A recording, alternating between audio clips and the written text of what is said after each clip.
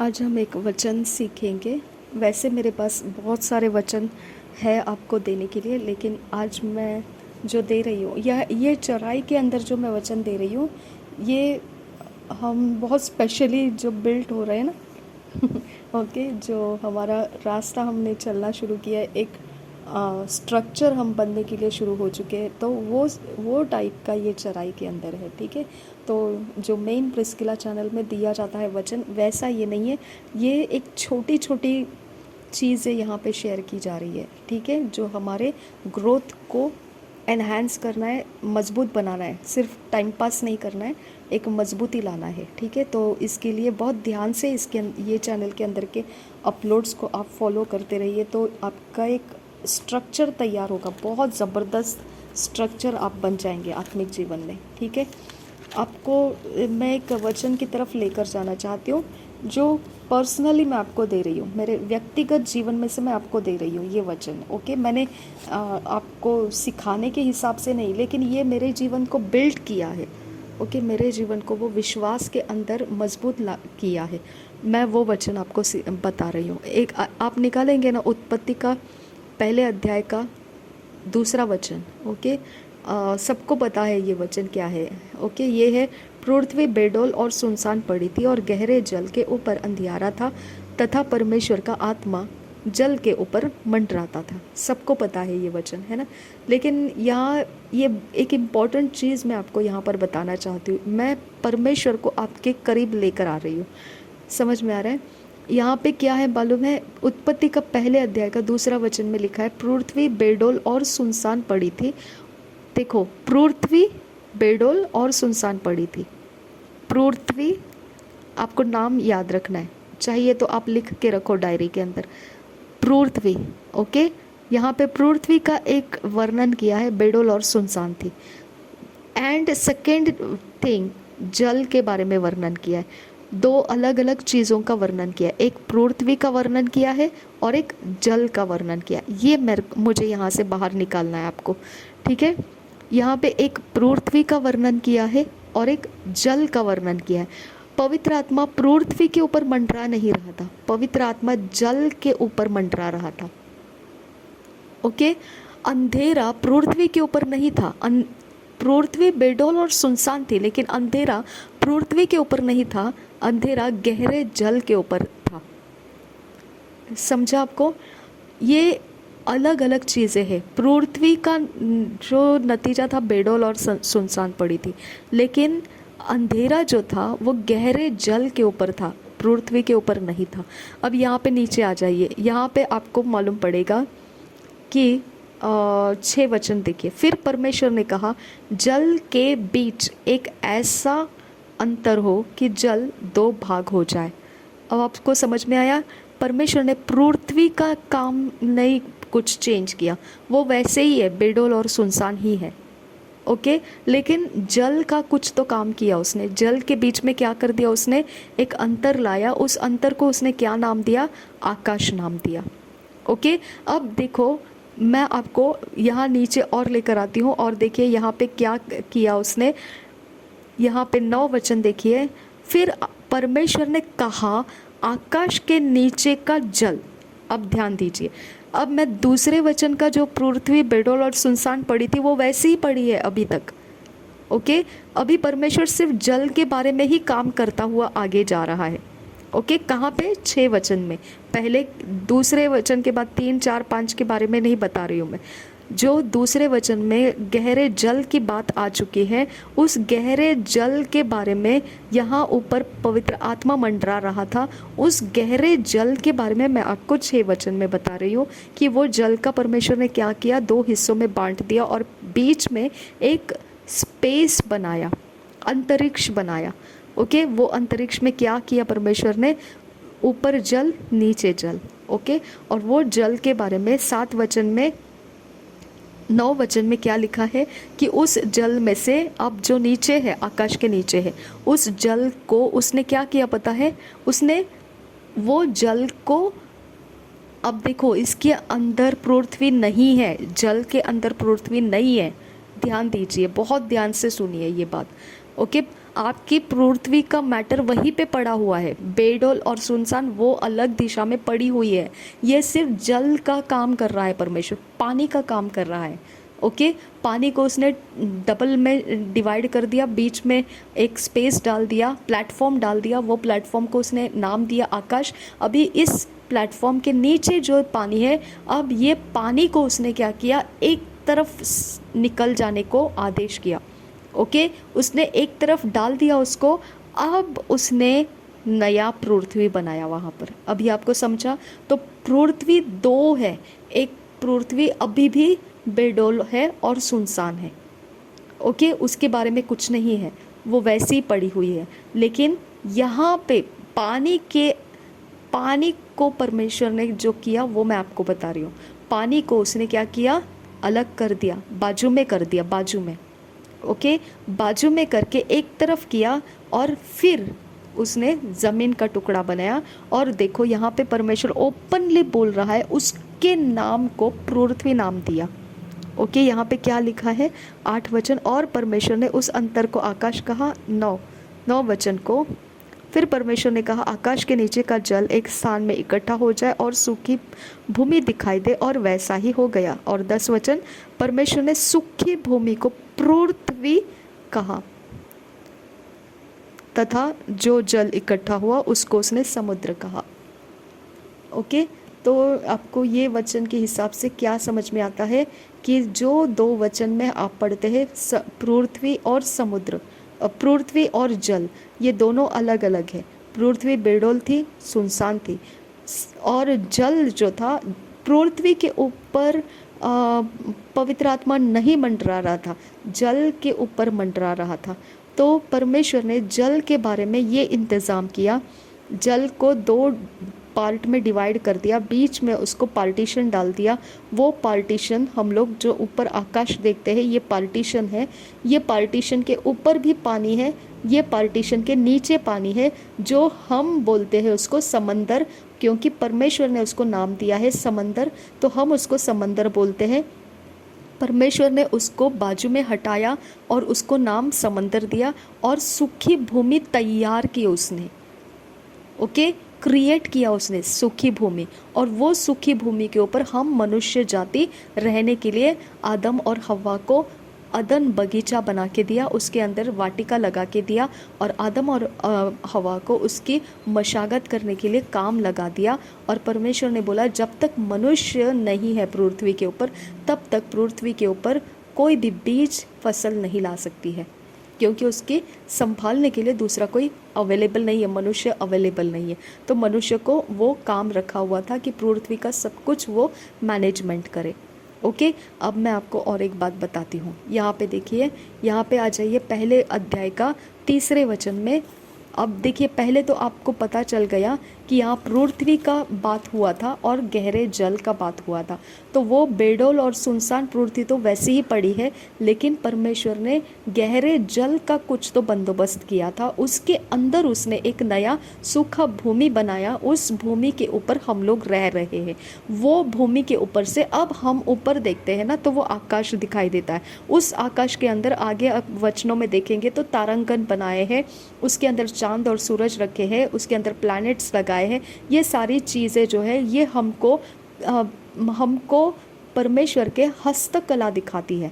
Okay, परमेश्वर के वर्णन दिखाती है, परमेश्वर के गुणों को वो प्रकट करती है, परमेश्वर के वर्णन दिखाती है, गुणों को प्रकट करते हैं ये सारी हस्तकला। ठीक है, और जो हम पेड़ पौधे ये सब देखते हैं, ये सारी चीज़ें परमेश्वर का वर्णन करती है।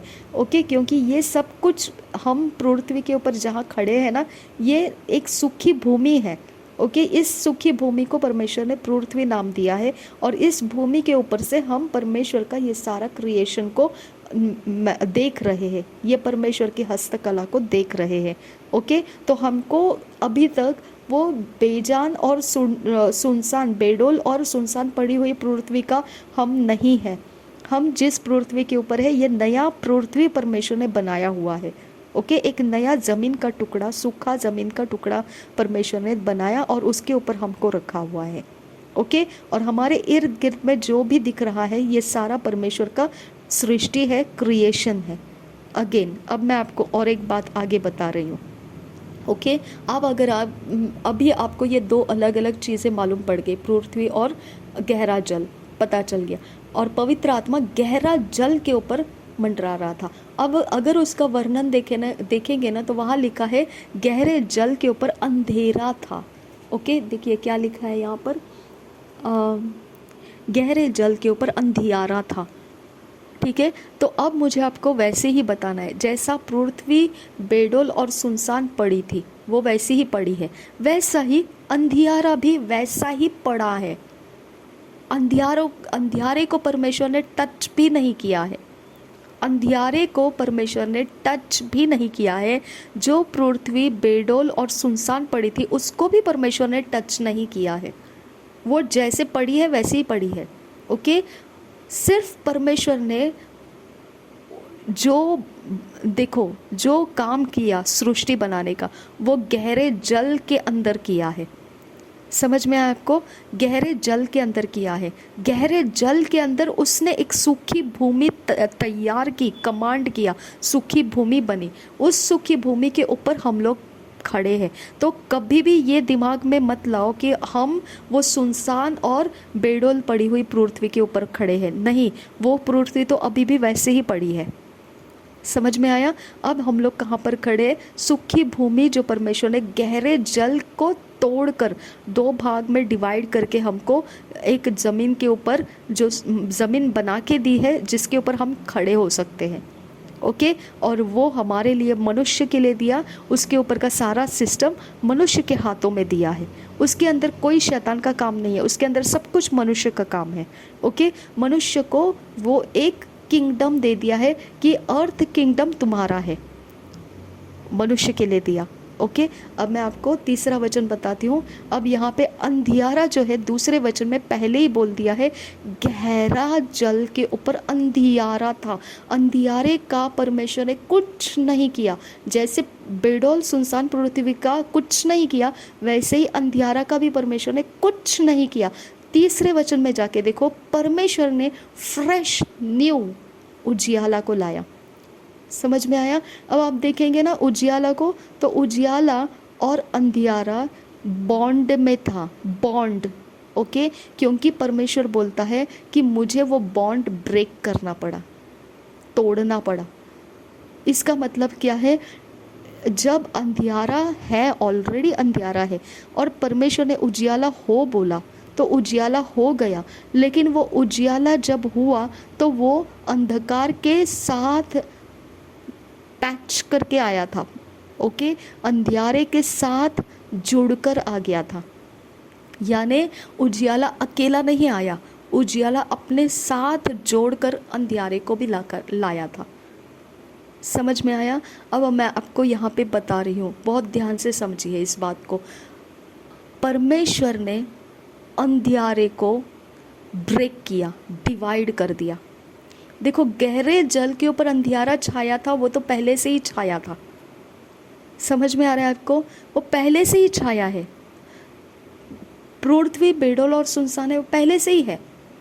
ओके, परमेश्वर ने उसका कुछ नहीं किया है, वो अंधेरे के साथ भी कुछ नहीं किया है उसने, वो अंधेरा वैसे ही पड़ा है। ओके, लेकिन जब परमेश्वर ने उजियाला हो बोला तो उजियाला अपने साथ अंधेरे को भी लेकर आया था। आपको समझ में आ रहा है? उजियाला हो बोला तो अपने साथ वो अंधियारे को भी लेकर आया था। और परमेश्वर का वचन कहता है कि उजियाले को, अंधियारे को तोड़कर अलग अलग करना पड़ा, उसको डिवाइड करना पड़ा, डिवाइड करना पड़ा। मतलब एक ही चीज़ है, अंधेरा और उजाला। अब परमेश्वर ने अंधेरा हो नहीं बोला था, परमेश्वर ने उजाला हो बोला था। तो उजाला हो के अंदर आपको मैनिफेस्टेशन में क्या मिला? दोनों जॉइंट मिला। आपको सोचने के लिए ये एक पॉइंट है, क्यों दोनों जॉइंट मिला? क्योंकि उजियाला पूरा था, कंप्लीट था, कंप्लीट। उजियाले में कोई अंधेरा नहीं था, लेकिन उजियाला कंप्लीट था, कंप्लीट। यानी प्रभु यीशु मसीह भी था और लूसीफर भी था।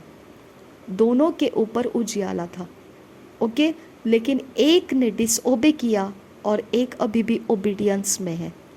ओके, तो जब उजियाला आया तो जो लूसीफर है उसका अंधेरा, उसके ऊपर की रोशनी नहीं थी, लेकिन यीशु मसीह के ऊपर रोशनी थी।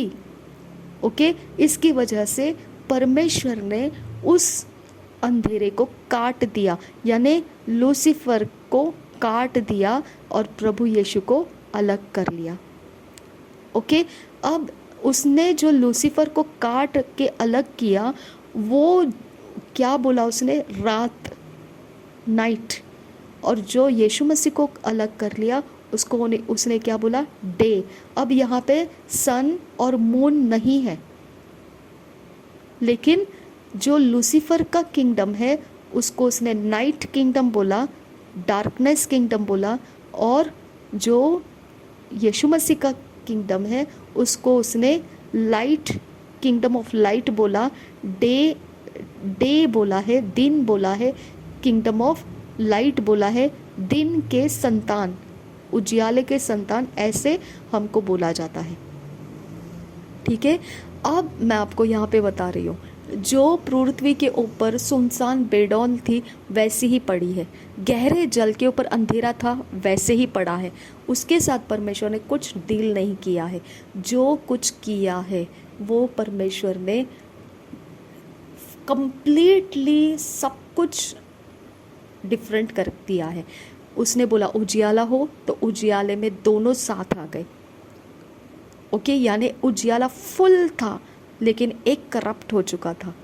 वो करप्शन को उसने ब्रेक कर दिया, डिवाइड कर दिया, उसको अलग कर दिया, और ये अलग हो गया। ओके, अब देखिए यहाँ पे उसने दिन और रात को बता दिया, लेकिन जो आकाश में हम देख रहे हैं, सूरज और चांद देखते हैं, उसके कारण हम बोलते हैं सूरज दिन के लिए है, रात के लिए चांद है।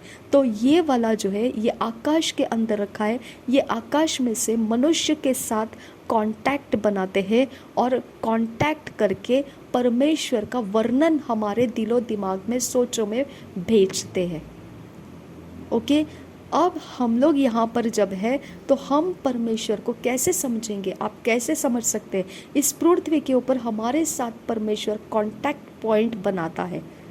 ओके, हमारा कांटेक्ट पॉइंट मूसा के ओर देखेंगे तो उसको वाचा के संदूक के ऊपर जो ढकना था, वो ढकना के ऊपर दो करूब थे, करूब के बीच में ब्लड था, मेमने का खून था। उस खून के जगह से परमेश्वर मूसा के साथ बात करता था।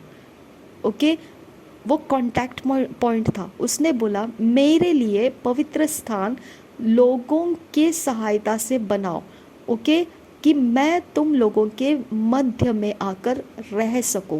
यानी परमेश्वर ने लोगों की अमानत को, मेहनत को, विलिंगनेस को यूज़ किया और उसके लिए पवित्र स्थान उनके ही कामों में से बनाया, और फिर उस पवित्र स्थान में वो आके रहता था, क्योंकि वो बोलता था कि मुझे तुम लोगों के बीच में रहने का मेरा एक जगह बनाओ, तुम खुद बनाओ मेरे लिए।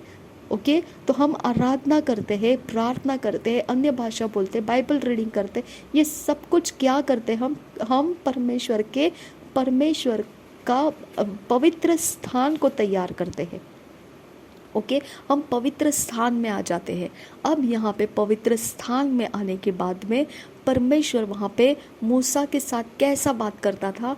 वो ढकना जो है, जिसको दया का आसन कहा जाता है, उस ढकने के ऊपर करूब है, करूबों के बीच में नीचे ढकने के ऊपर वो लहू रखा है, वो यीशु मसीह का लहू है, जिसके ऊपर से अब परमेश्वर हमारे साथ बात करता है। लेकिन पहले हमको पवित्र स्थान में आना पड़ता है। ओके, पहले हमको आराधना करना पड़ता है, प्रार्थना करना पड़ता है, पवित्र स्थान का सेवकाई करना पड़ता है हमको। जब पवित्र स्थान के सेवकाई में हम चलने लगते हैं, तब करूब के बीच में से यीशु मसीह के लहू के ऊपर से हमारे साथ परमेश्वर बात करता है। समझ में आया? और अब ये आप आराधना कर रहे, प्रार्थना कर रहे, आपको पता ही नहीं है आप कहाँ खो गए हैं। आप करते जा रहे, करते जा रहे, करते जा रहे, रेगुलर करते जा रहे, रेगुलर करते जा रहे, डेली करते जा रहे, डेली करते जा रहे। आपको कभी अनुभव नहीं आ रहा है कि परमेश्वर आपसे बात कर रहा है, ऐसा नहीं है। आप अब ये रेगुलर कर रहे हैं ना, अब आप अपनी प्रार्थना को बोलना शुरू कर दीजिए। मुझे ऐसा चाहिए परमेश्वर, मुझे ये चाहिए परमेश्वर, मुझे वो चाहिए परमेश्वर, मुझे ऐसा करना है परमेश्वर। आप अपनी मनोकामनाओं को बोलना शुरू कर दीजिए। पूरे दिन भर आप बोलिए, कोई प्रॉब्लम नहीं है। ओके, क्योंकि पहले अपने पवित्र स्थान में जो सेवकाई करना है उसको आपने कर लिया। ओके, अब आपको क्या हो गया है, आप उस दया के आसन के ऊपर जो लहू है यीशु मसीह का करूबों के बीच में रखा हुआ, वहाँ से अब परमेश्वर आपके सुनने के लिए तैयार है। समझ में आया? अब आप जब बोलने लगोगे, प्रभु ये कर, प्रभु वो कर, प्रभु ये चाहिए, प्रभु वो चाहिए, प्रभु ऐसा चाहिए, प्रभु वैसा चाहिए, आपके सारे प्रार्थना परमेश्वर एक्टिवेट करेगा, आंसर करेगा, 100% गारंटेड आंसर करेगा और आपके साथ वो बात भी करेगा। ओके, आपको वचन का स्टोरिंग्स होगा, आपको मनन करने का स्टोरिंग्स होगा, आपको अन्य भाषा बोलने का स्टोरिंग्स होगा, आपको प्रार्थना करने का स्टोरिंग्स हो सकता है, बहुत कुछ अलग अलग तरीके से आपको स्टोर हो सकता है आपके अंदर। ओके, कभी उपवास करने का स्टोरिंग हो जाएगा, कभी आराधना करने का स्टोरिंग हो जाएगा, कभी गीत गाते बैठने का स्टोरिंग हो जाएगा। कुछ भी स्टोरिंग होता है वो आपको समझ में आना चाहिए कि आप पवित्र स्थान के अंदर का आप चार्जिंग है, वो शुरू है आपके अंदर। पवित्र स्थान का चार्जिंग कर रहे हैं ना, उसके कारण परमेश्वर आपके साथ काम कर रहा है। परमेश्वर आपके साथ काम कर रहा है, आपके संगति में है और वो काम कर रहा है, वो आपके साथ काम कर रहा है। अब यही पर होता है कि आपके लाइफ में success, okay, Anand, Joy, fruits of the Holi spirit, okay, ये सारी चीज़ें आपके उस समय एक्टिवेट हो जाती है। आपको अगर ये वाला एरिया आप डेवलप नहीं करेंगे तो फिर ट्रू क्रिश्चियन लाइफ कहीं नहीं है, फिर कहीं नहीं है। फिर मुझे नहीं पता आप कौन सा ट्रू क्रिश्चियन लाइफ दूसरे जगह कहीं ढूंढोगे, तो मुझे नहीं पता है। मेरे पास ये ट्रू क्रिश्चियन लाइफ का रास्ता है। ओके, तो आपको समझ में आना चाहिए, इसके अलावा दूसरा कोई ऑप्शन नहीं है हमारे पास। ओके, परमेश्वर पवित्र स्थान को मांगता है। पवित्र स्थान विलिंगली करना पड़ता है, विलिंगली, विथ विलिंगनेस, हमारी खुद के मर्जी से पवित्र स्थान की सेवकाई करना पड़ता है। खुद आराधना करना, खुद प्रार्थना करना, खुद बाइबल रीडिंग करना, खुद अन्य भाषा करना, खुद उपवास करना, खुद अपना एक समय रेगुलर रखना, ये सारा चीज़ हमने खुद करना पड़ता है। पवित्र स्थान का सेवकाई हमको खुद करना पड़ता है और बाद में परमेश्वर हमारे साथ काम करना स्टार्ट करता है। ओके, अब जब आप ये सारा काम कर चुके, उसके बाद फिर आपका फ्रीडम है, आप आराम से मांगते रहो परमेश्वर से जो चाहिए वो, लेकिन एवरी डे आपको ये करते रहना है। ये पवित्र स्थान की सेवकाई है। ठीक है, तो आपका कांटेक्ट पॉइंट कहाँ है? आप जब ये सेवकाई पवित्र स्थान का पूरा करते हैं, यहाँ पे परमेश्वर मौजूद है। ओके, अब आप अति पवित्र स्थान के अंदर जो वाचा का संदूक है, उसके ऊपर यीशु मसीह का लहू रखा हुआ है, वहाँ से परमेश्वर हमारे साथ बात करता है। अब आप वहाँ पहुँचने के लिए आज़ाद हैं, क्योंकि पवित्र स्थान की सेवकाई आपने पूरी की। अति पवित्र स्थान अभी आपके लिए खुला है।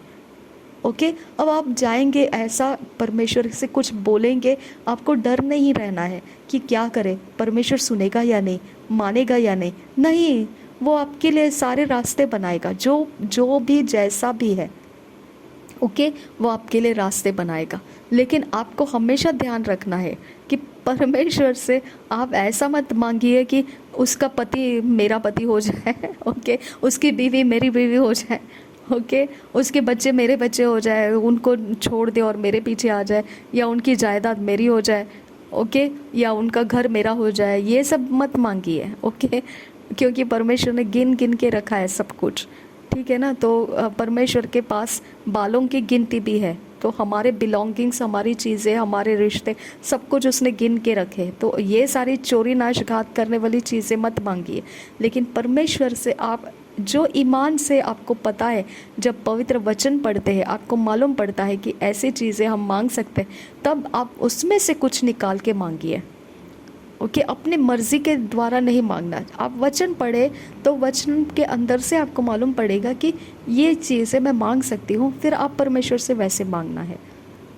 ठीक है, तो परमेश्वर आपके साथ है। जब आपको ये कॉन्फिडेंस आता है कि हम जिस पृथ्वी के ऊपर है वो पृथ्वी परमेश्वर ने खास मनुष्य के लिए बनाई है, और वो सारी सृष्टि के अंदर के सारी चीज़ें सिर्फ और सिर्फ मनुष्य के लिए बनाई है। ओके, उसका सारा माहौल हमको परमेश्वर की महिमा बताता है। ओके, तो यहाँ पे कुछ भी सैतान का नहीं है, सब कुछ परमेश्वर ही का है। ओके, यहाँ पे हमारा है, परमेश्वर का है, सब कुछ परमेश्वर की ओर से है। हम परमेश्वर के हैं, हम परमेश्वर के संतान हैं, हम परमेश्वर के लिए इस पृथ्वी के ऊपर जी रहे हैं। हमारा पूरा पूरा कंप्लीट अधिकार है परमेश्वर ने दिया हुआ इस पृथ्वी के ऊपर। ओके, तो आप यहाँ से जब परमेश्वर से बात करोगे, वो आपके साथ कांटेक्ट में रखा है आपको, वो आपकी सुनता है, वो आपकी मानता है, वो आपके लिए काम करेगा, वो आपके प्रार्थनाओं का जवाब भी देता रहेगा। कुछ भी रहे, चाहे बीमारी रहे, चाहे प्रमोशंस रहे, चाहे मैरिज रहे, चाहे कुछ भी रहे, सब कुछ में परमेश्वर आपकी हेल्प करेगा। जब ये सच्चाई आपको मालूम पड़ेगा कि ये पृथ्वी आपके लिए रखा था, आपको ही दिया था, और आप इसके ऊपर आपको चाहिए वो परमेश्वर से मांग लेना है। आमीन। प्रभु यीशु मसीह हम सब के साथ बना रहे। आमीन, आमीन, आमीन।